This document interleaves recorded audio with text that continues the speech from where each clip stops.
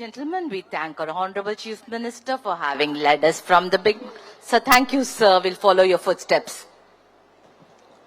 சில தலைவர்கள் காலத்தை பின்பற்றுவார்கள், சில தலைவர்கள் காலத்தை வழிநடத்தி சகாப்தமாக மாறுவர். மக்களின் கனவுகளை கொள்கையாக்கி, கொள்கைகளை சாதனைகளாக்கி, சாதனைகளை வரலாறாக்க, இளைஞர்களின் நம்பிக்கையாய், மாற்றத்தின் மொழியாய், துணிச்சலின் குரலாய், புதிய தலைமுறையின் எதிர்பார்ப்பாய் திகழ்ந்து வெற்றியை நோக்கி பயணிக்கும் தமிழ்நாட்டின் வேகத்திற்கு பின்னால் இருக்கும் விசை நம் தமிழ்நாட்டின் மாண்புமிகு முதலமைச்சர் அவர்களை பேருரையாற்றிட அன்போடு அழைக்கிறோம்.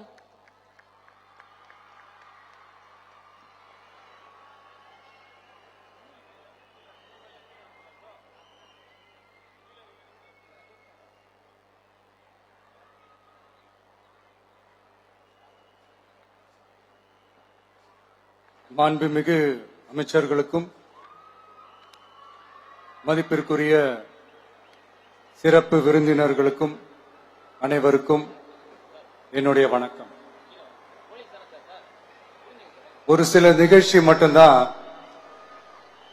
மனசுக்கு ரொம்ப நெருக்கமா ஃபீல் பண்ணும், அதை நினைச்சாலே ரொம்ப சந்தோஷமா ஃபீல் பண்ணும். அப்படிப்பட்ட ஒரு நிகழ்ச்சி தான் இன்னைக்கு இந்த சிங்கப்பெண் சிறப்பு படைய தொடங்கி வைக்கிற இந்த நிகழ்வு. உண்மையிலே மனசுக்கு ரொம்ப நெருக்கமான ஒண்ணு, சந்தோஷமான ஒண்ணு. நம்ம பாட்டி, அம்மா, அக்கா, தங்கைகள், ஒவ்வொரு வீட்டில் இருக்கிற பெண் குழந்தைகள், இவங்க எல்லாருக்குமான பாதுகாப்பை உறுதி செய்வோம்னு சொன்னோம். ஆனா அது எலெக்ஷனுக்காக மட்டுமே கிடையாது, மனசுல இருந்து நிஜமா உண்மையா உணர்வு பூர்வமா சொன்னதுதான். பெண்களுக்கு எதிரான இந்த கொடுமைகள்ல நமக்கு எப்பவுமே 0 டாலரன்ஸ் தான், அதுல ரொம்ப உறுதியா இருக்கிறோம். சோ சொன்னது எல்லாமே செய்யணும், கொஞ்சம் கொஞ்சமா படிப்படியா அதை செயல்ல கொண்டு வரணும், அதுல ரொம்ப தெளிவா இருக்கிறோம். அதனாலதான் ஆட்சிக்கு வந்த உடனே இந்த குறைஞ்ச நாட்களுக்குள்ளேயே இதை நடைமுறைக்கு கொண்டு வந்திருக்கிறோம். தமிழ்நாட்டில் இருக்கிற பெண்கள், பெண் குழந்தைகள் எல்லாருமே பாதுகாப்பா தன்னம்பிக்கையோடு இருக்கணும். அதுக்கான முதல் கட்டம் தான் இந்த ஸ்டெப். இது மனசுக்கு ஒரு மன நிறைவை கொடுத்தாலும் அதே நேரத்தில் பெண்களை பத்தின சில செய்திகள்லாம் கேட்கும் போது உண்மையிலேயே மனசு பதறுது, கண்ணு கலங்குது, அது கண்ட்ரோல் பண்ணவே முடியல. ஏன்னா நடக்கிற கொடுமைகள்லாம் யாருக்குங்க, நம்ம குடும்பத்தை சேர்ந்தவங்க தானே, எப்படி மனசு பதறாம இருக்கும்? அதனால பெண்களுக்கு எதிராக இதெல்லாம் ஏன் நடக்குது, எதுக்கு நடக்குதுன்றது மற்றவங்க மாதிரி ரீல்ஸ்லயும் இன்ஸ்டாலையும் தேடிட்டு இருக்க முடியாது, ரியாலிட்டிய புரிஞ்சுக்கணும். சோ இந்த பிரச்சனைகள்லாம் ஏன் நடக்குது அப்படின்றத அனலைஸ் பண்ணி பார்க்கும்போது சுத்தி சுத்தி பாத்தீங்கன்னா ஒரே இடத்துலதான் நிக்குது. போதை பொருள் நடமாட்டம், அதை வேரோட பிடுங்கி எறியணும்.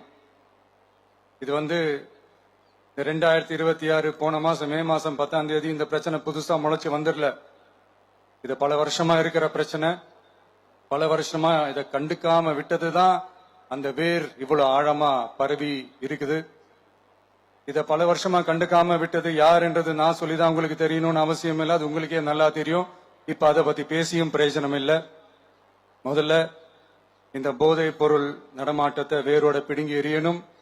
அப்படி எரிஞ்சாதான் இந்த பெண்களுக்கான இந்த சேஃப்டி ரொம்ப ஸ்ட்ராங் ஆகும். இது ரெண்டுமே ஸ்ட்ராங் ஆனாலே ஆட்டோமேட்டிக்கா சட்டம் ஒழுங்கும் சரியாகும். இந்த 3 விஷயம் சொன்னல, இந்த போதை பொருள் நடமாட்டம், பெண்களுக்கு எதிரான இந்த கொடுமை, இந்த சட்டம் ஒழுங்கு, இது 3மே ஒண்ணுக்கு ஒண்ணு இன்டர்லிங்க்ட் தான். இதுவும் இப்ப புதுசா வந்த பிரச்சனை கிடையாது, பல வருஷமா இது இன்டர்லிங்க்டா தான் இருக்குது. இதெல்லாம் ஏன் எதுக்குன்றது இப்ப முக்கியம் இல்லை, இது எப்படி சரி செய்ய போறோம்ன்றதுதான் முக்கியம். பட் அதே நேரத்தில் இன்னொன்னையும் நம்ம மனசுல எடுத்துக்கணும். இந்த பெண் குழந்தைகளுக்கான இந்த பாதுகாப்பு இது வெறும் சட்டம் ஒழுங்கு சம்பந்தப்பட்டது மட்டும்தானா அப்படின்னு கேட்டீங்கன்னா இல்ல, இது சமூக ஒழுங்கும் சம்பந்தப்பட்டிருக்கு, சமூக ஒழுகல தனி மனித ஒழுங்கும் சம்பந்தப்பட்டிருக்கு.